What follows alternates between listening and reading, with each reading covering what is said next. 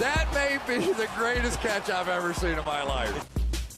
Okay, I feel like this was one of the best weeks of football that we have had so far this season. Oh my God, way better than last week, if we're going to be completely honest. Going to be super happy to go through, check out every lesson learned. We say it's 10, but in reality, it's going to be a lot more than that. And we also may have a new league-winning player in A.J. Dillon. Of course, we'll get to A.J. Dillon later on in the video.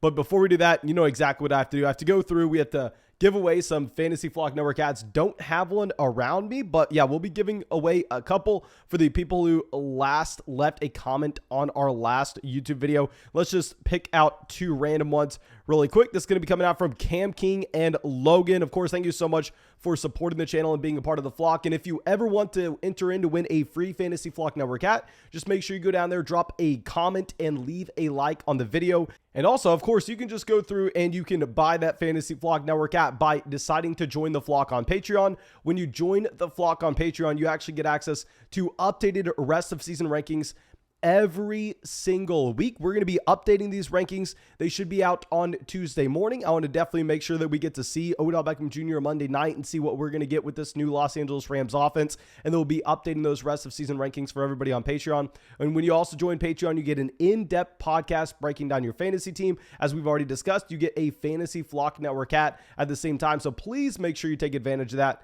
And yeah, let's go through and let's talk about some of these lessons learned.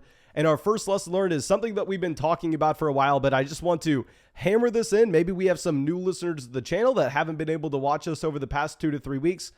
You cannot start any Tennessee Titans running back. This should have been something that we knew over the past 2 weeks now, as we've already discussed, with my guy Devonta Foreman coming out, getting, pretty much a straight up third of the backfield snaps here in Tennessee, taking away a lot of value from both Adrian Peterson and Jeremy McNichols. At this point, you don't know who the running back one is going to be in Tennessee. And even if we do know, I'm pretty sure it's our guy, Devonta Foreman. Hook 'em horns. Nonetheless, you're not going to be able to go through and start him on a week-to-week basis as you're looking at this Tennessee Titans offense. And probably we should have expected that it's not like they were going to go through and have a one-for-one replacement with Derrick Henry, because that's literally impossible. You're never going to find that running back. They're just turning into a three-man by committee. Looks exactly like the Baltimore Ravens situation, where this week in particular, you had Devonta Foreman with 21 snaps. You had Adrian Peterson with 20. You had Jeremy McNichols with 16. If you're looking at the touches, Devonta Foreman does lead this backfield with 11 carries. He also gets a couple targets out of the backfield. We'll definitely be talking about him on our waiver wire video, just because we know that we'll have to be picking him up from a waiver wire, just considering the fact that, if you do have an injury to Adrian Peterson, all of a sudden, this situation changes where maybe we want to go through and play Devonta Foreman. But until then, Foreman's going to be someone on your bench, as well as Peterson, as well as Jeremy McNichols. You can't be starting any of these RBs. Now, going over to our next lesson learned, looks like someone that y'all know we have loved for a very long time now, someone that we liked before the preseason, Ramondre Stevenson. Oh my gosh. We need to go through, we need to pull up the video that we had from this offseason talking about some deep running back sleepers for the last round of your fantasy drafts, and grab all those comments with how much hate that we got, because Ramondre Stevenson coming out showing that he is Damian Harris when Harris is out. But y'all know what we have also talked about with Stevenson is this is a running back that has a higher ceiling than Damian Harris. And yes, I know a lot of people are going to hate me for saying that. Trust me, I get it. But the reason for that is in a PPR format, we know Damian Harris is never going to see more than at most 2 targets out of the backfield. We have clearly seen that he is pigeonholed in that offense and he is not capable. They're using him in that Sony Michel role. However, Ramondre Stevenson here this past week, not only does he get 20 rushing attempts, 100 rushing yards, and 2 rushing touchdowns, he also gets 5 targets out of the backfield at the same time.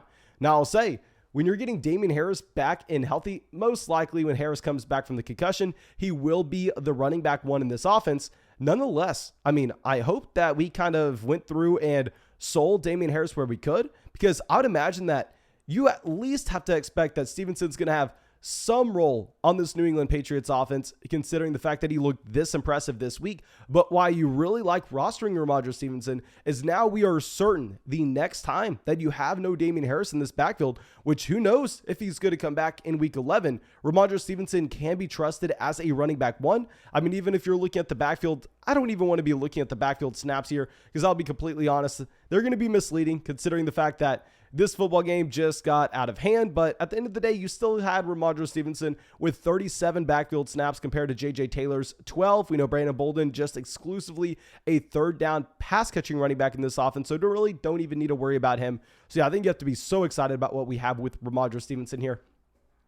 But now let's go over to some of these disappointing running backs. Let's go over to Zack Moss. Zack Moss, he was a running back that I was actually telling a lot of people to go out there and start this week. I was looking at Zack Moss and saying, okay, well, at the end of the day, he's playing in an offense that's going to put up a ton of points. He's playing in a game that has a massive spread, so we know the Buffalo Bills will be looking to run the ball in the second half.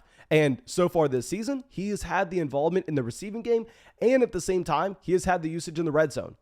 Well, yeah, you get a lot of points for the Buffalo Bills running backs this week. I mean, this backfield turns into a three-man by committee, just like what we have in Tennessee. I will say I don't want to read too much into this because A, this game was completely out of hand against the New York Jets, and B, while yes, Matt Breida does come away with a lot of the fantasy production here just because the touchdown category, at the end of the day, he only had 8 snaps. He had 8 snaps compared to Zack Moss's 28. Devin Singletary had 22, which that definitely matters because going back to what we had in weeks 5, 6, and 7, back then, Devin Singletary was a running back that, I mean, he wasn't getting half the backfield snaps. It's not like Zack Moss was a 50% snap rate player. Zack Moss was getting up to 75% of the snaps in Buffalo, which you had to be very excited about, particularly for matchups like this. But, I mean, this was pretty much best case scenario for Moss in terms of the Buffalo Bills offense, and he still really didn't get there. He got lucky to get the rushing touchdown. So I think at this point, definitely you're going to have to continue to roster Zack Moss, but I don't necessarily know if we could ever go through and start him. Now, our next running back, not going to be a disappointing option. Don't know why I even said it like that, but let's go over to Antonio Gibson. It looks like Antonio Gibson, I don't want to say he is back, but my God, I came out and I told everybody to bench Antonio Gibson because there was no reason to be taking the risk with him coming back. And before the bye week, you had Jarrett Patterson getting carries in this backfield. I mean, that was something we had definitely could not be seeing when you already had the usage in the receiving game for J.D. McKissic. And we were also saying bench Antonio Gibson because you were expecting that the Tampa Bay Buccaneers were going to be leading the majority of this game. And at the same time, J.D. McKissic was going to have the role in the receiving game. Well, that didn't really happen. Antonio Gibson comes out 24 carries in this offense. He has one of the best days that any running back this season has had against the Tampa Bay Buccaneers. He comes out, he has his, best day of the season, 21.8 fantasy points. He does this with 2 rushing touchdowns at the same time. Now, he does only come away with 2 targets, so yeah, J.D. McKissic's still running more routes. And doesn't matter. I guess now you can actually look to start Antonio Gibson in good matchups.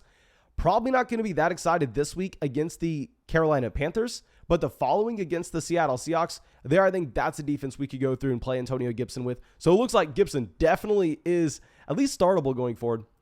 Now our next lesson learned is Christian McCaffrey back to his usual workload. And with Christian McCaffrey, this is a running back that y'all know I was screaming to give whatever you could for a few weeks ago, knowing that when he came back, he was one of the very few players in fantasy that has the access to get to 29 points per game consistently. I mean, we've seen him be a 25% win rate player back in 2019, where he is just crushing everyone with 28, 29 fantasy points per game. You can't compete with 28, 29 points per game from your opponent's running back. I mean, if they have that just locked into their running back one spot every single week, it's impossible to try to catch up there. And with Christian McCaffrey, he has a very familiar Christian McCaffrey stat line. 13 carries, 95 rushing yards. More importantly, 10 receptions and 66 receiving yards here. He gets 16.5 points just as a receiver. I mean, not including what he's adding on the ground. Now, we had Christian McCaffrey ranked as our running back 1 coming into the week because, of course, we updated our rest of season rankings on Patreon on Tuesday. Let me remind everyone, we updated those rankings before Cam Newton signed. Now that Cam Newton is going to be the starting quarterback for the Carolina Panthers, I am a little bit more concerned here because if Cam Newton's going to come in and Cam Newton's going to be getting this workload at the goal line, as we've already seen, we talked about this in the live stream this morning, but I'm a little bit worried that Cam's going to be vulturing those rushing touchdowns And I'm worried that Cam may not necessarily check the ball down as high of a rate as what we just saw from PJ Walker, because obviously instead of checking the ball down whenever the pressure's coming, he can always just tuck it and run.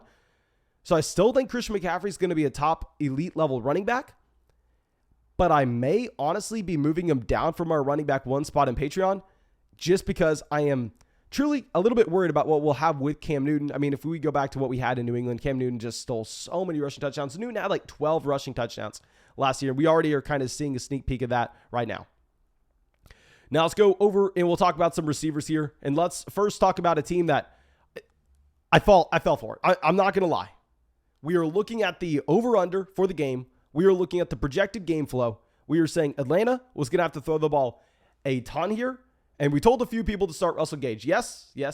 We did not learn our lesson from 2 weeks ago, apparently. I mean, apparently, whenever Russell Gage is ever going to be on your roster, he's just going to be deceiving you and making you think that he is an okay play given the matchup, given the fact that the Dallas Cowboys were going to be able to easily put up points here. They had the highest implied team total this week, according to Las Vegas, and we wanted to be playing those pass-catching options going up again. Nope. Doesn't matter. Kyle Pitts is going to get every single target. This offense has a hard enough time moving the ball down the field, especially if they don't have Patterson here. So can't trust anybody in Atlanta. Literally the only person that you can trust is going to be Kyle Pitts. And even then, I think if this offense is going to be this inefficient and this dysfunctional, maybe even Kyle Pitts in the pure volume can't even get him there. Okay, so now our next lesson learned is it looks like we are correct and to stand by the volume, to stand by the process, to stand by the offense, and continue to rank just Stefon Diggs aggressively, where he comes out the wide receiver one this week. He has 13 targets, not abnormal at all for Stefon Diggs. This has been a wide receiver that's been getting consistently 10 targets a game. Now, the difference is he finally has that spike week that we've been talking about for so long. 8 receptions, 162 receiving yards, and a receiving touchdown.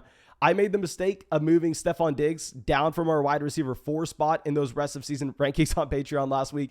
We still had him as a mid wide receiver 1, even though he was a low end wide receiver 2 so far this season on a points per game basis. Obviously, when you drop 30 points in this contest, that's going to be jacking Stefon Diggs up. Now he is going to be climbing his way back up, where if you're looking at a points per game basis so far this season, he's that low end wide receiver 1, high end running back, high-end wide receiver 2. I'd imagine he continues to work his way up that ladder. Stefon Diggs, just that elite level wide receiver. Now, our next lesson learned is Devonta Smith just going to continue to come out here and score touchdowns, even if this Philadelphia Eagles passing offense isn't something that you want to be that excited about. He comes out yet again, 6 targets, 4 receptions, 66 receiving yards, but more importantly, 2 receiving touchdowns. He drops 22.6 fantasy points in week 9. He drops 22.6 fantasy points in week 10, giving you that identical stat line. I think with Smith, clearly this is a wide receiver that is absurdly talented. He may be on a sell high list for us. Yes, we had him on a buy low list a while ago. But nonetheless, I think we can maybe cash out on that profit now. The issue is with Smith. If you're only getting to 6 targets, it's going to be hard to ever project him to go into your starting lineup.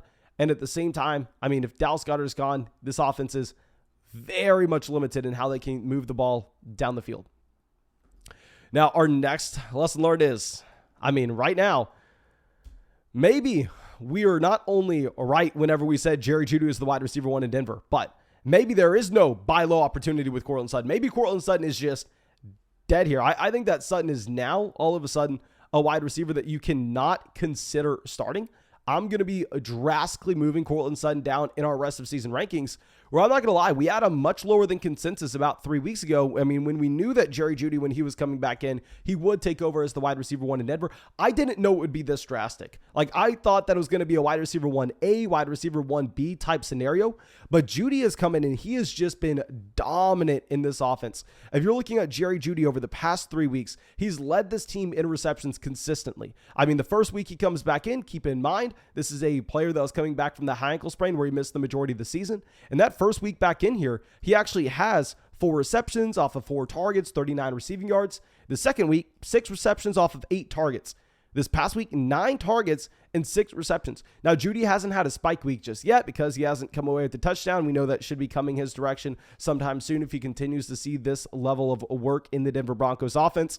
And yeah, over that same time period, over the past month right now, Courtland Sutton is averaging, I know you're not going to believe me on this one, feel free to go look it up, a little over 3 targets a game over the past month.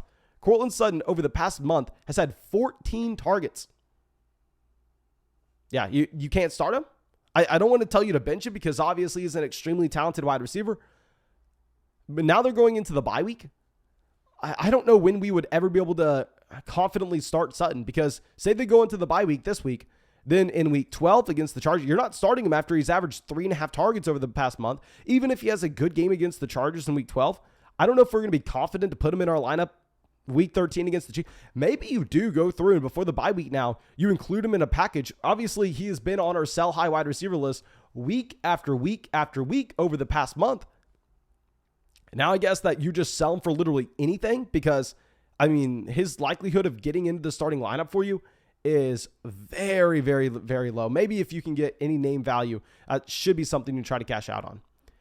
Okay, so now our next receiver core is going to be going over to Los Angeles. And y'all know a wide receiver I was actually willing to buy low on, and Mike Williams here. Looks like Mike Williams, not a buy low option at all. I mean, over the past month here with Mike Williams, he's averaging about 5 targets a game. You're looking at Keenan Allen, even though we were definitely screaming to go get Keenan Allen at the beginning part of the season.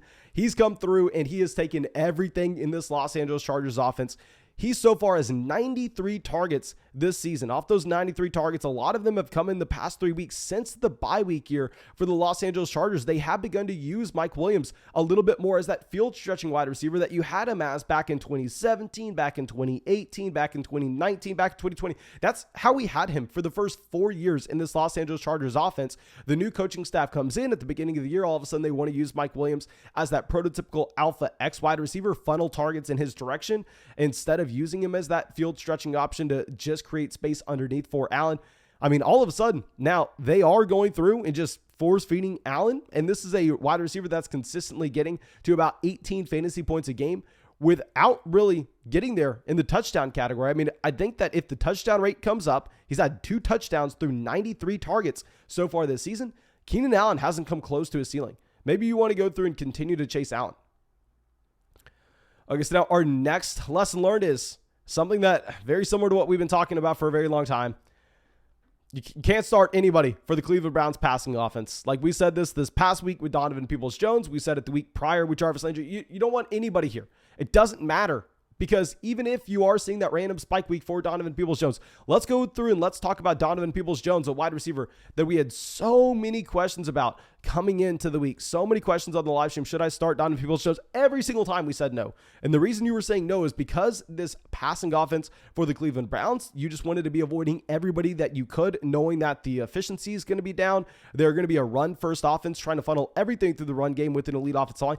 This team was trailing by multiple touchdowns the entire game, and they were still trying to run the ball with Dearness Johnson. And it was the best thing they had going for them. And this week, you actually get, I mean, him tied for his second highest week in targets, which of course is, I mean, pretty good for Donovan Peoples-Jones, but it comes down to 1 reception, 16 receiving yards. Of course, that efficiency was not going to be able to maintain. He had 18 targets total coming into this past week. Not a wide receiver you can rely on. He did play the most snaps in this offense.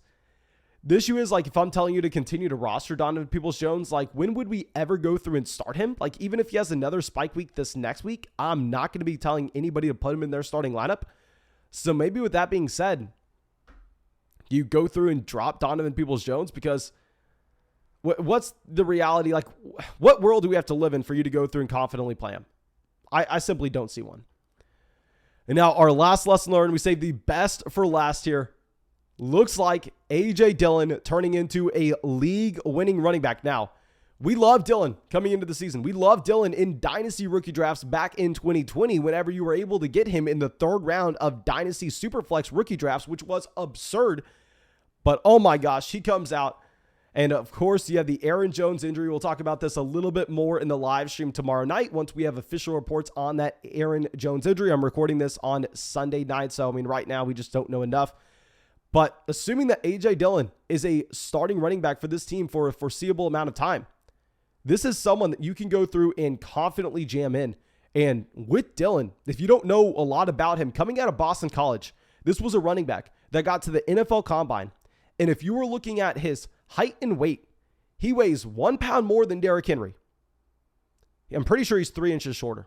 He's either 3 or 4 inches shorter. Like, so if you're talking about a BMI standpoint, A.J. Dillon is bigger than Derrick Henry, Now, if you're going to be looking at his speed, of course, on the field speed and a 40-yard dash, they are different, but they do correlate. A.J. Dillon ran a damn near identical 40-yard dash to Derrick Henry in 2020. Now, I will say A.J. Dillon actually ran, I believe it was 0.01 seconds faster. Now, keep in mind, this is all off the memory from 2020, so maybe I'm wrong here. I should probably go through and I should probably double check to make sure I'm not embarrassing myself. Let's pull this up. We got time to be double checking my work here just because I don't want to be looking down in the comment section going, oh, Mason, you're an idiot. Okay, A.J. Dillon, 6 foot, 247 pounds at the NFL Combine. He also ran a 4.53 40-yard dash. Let's go through. Let's check out Derrick Henry here.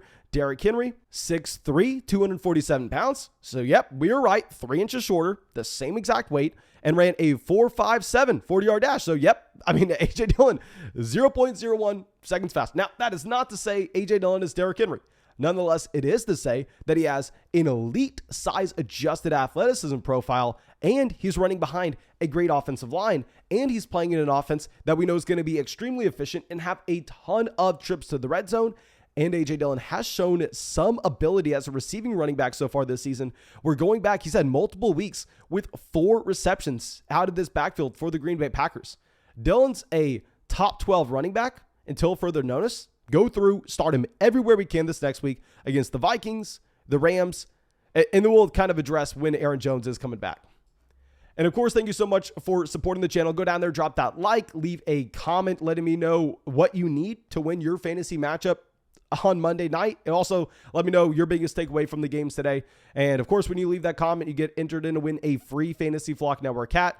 And also, if you want to just go buy your own Fantasy Flock Network hat, consider joining the Flock on Patreon, get our rest of season rankings, get our dynasty rankings, get an in-depth podcast breaking down your fantasy team by yours truly whenever you're joined. And yeah, get in our group chat. There's a ton of stuff over there on Patreon. Continue to support the channel. Thank you so much. And I hope you had a great week. I hope you have a great night. And I hope to see you in the live stream on Monday night.